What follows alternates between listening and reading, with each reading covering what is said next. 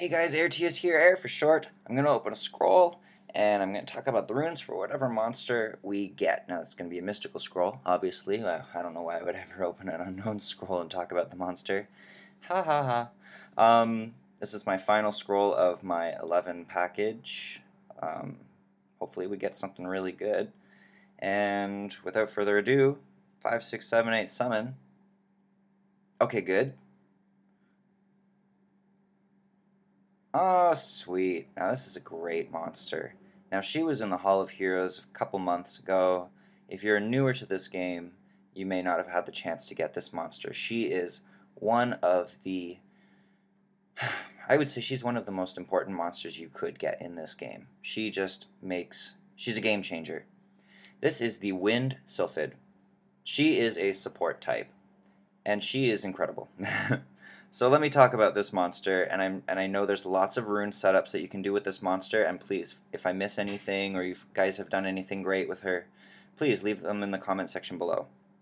So let's take a look at her skills. We've got Windy Cut, cuts the enemy with a sharp blade and inflicts continuous damage for 3 turns with a 30% chance. So she offers continuous damage as a possibility, which is great, you know, for bosses. And we've got Twister. Hits all enemies with a Twister and recovers the HP of all allies by 10% each. Not really a lot of healing, but it's nice to have a little bit of a something there, as well as it does damage to all the enemies. The reason why she is incredible is this skill here, Force Field. Cast a shield that absorbs a certain amount of damage on all allies for 3 turns. I wish it wasn't so vague. I would love to know what that certain amount of damage is, but nonetheless, it's a shield and it absorbs damage. Now, let's take a look at this monster. I'll actually show you mine. I've got a Cassis here. When she awakens, her third skill changes.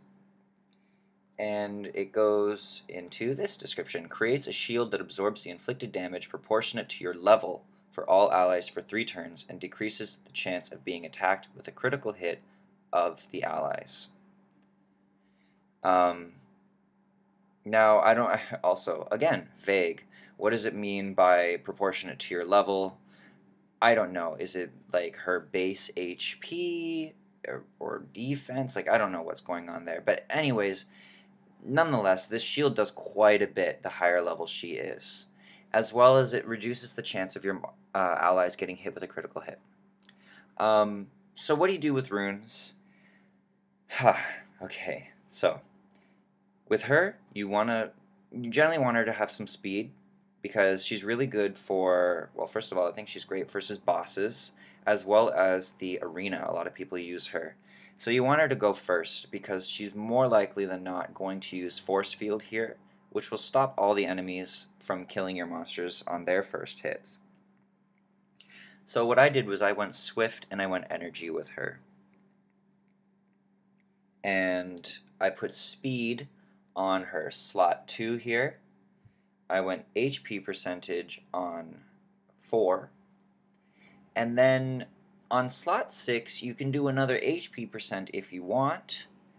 I decided I want to use her for bosses more, so I actually ended up giving her accuracy. Whether it's useful or not, I mean, I just wanted her debuff the continuous damage to land, since it's basically her only attack that's going to do anything. And I didn't go any attack percentages on her, so I decided why not try to capitalize on the debuff. You can do that if you want, guys. A lot of people will go resistance with her because she's a support type and you want her to not be stunned or not die from, you know, debuffs. Now, I also talked to somebody once who went fatal runes with her because apparently this monster has a very high base attack rate. So she can do quite a bit of damage with her attacks. Not only that, but her third skill here is set. It's based on her level. You can't increase that using runes. So if you want to go attack power with her, by all means, go for it. She is a little squishy, however, she does have the skill to protect herself. So, yeah, I mean, it worked really well for this guy that I was talking to. If you do that, you could go Fatal Blade or Fatal Energy. I would give her a little energy just for a little bit of a buff there. And you could go attack percentages on 2, 4, and 6, or do resistance if you want, or do the speed on slot 2. I mean, there's so many different ways to use this monster. She's just really great. But the biggest thing for her is that third skill. It is a game changer. Yeah, so I mean, you could do Fatal Runes with her as well, and she'll do a truckload of damage. Trying to think of anything else that you could do with her. Despair Runes, like, not necessary. But, yeah, Swift Energy is a common setup for her. Fatal is less common, but, I mean, she apparently does a lot of damage. So, yeah. Let me know what you guys have done with her. These are my suggestions, and hopefully this has been helpful for you, and hopefully you've been lucky enough to get her. Until next time, peace, guys.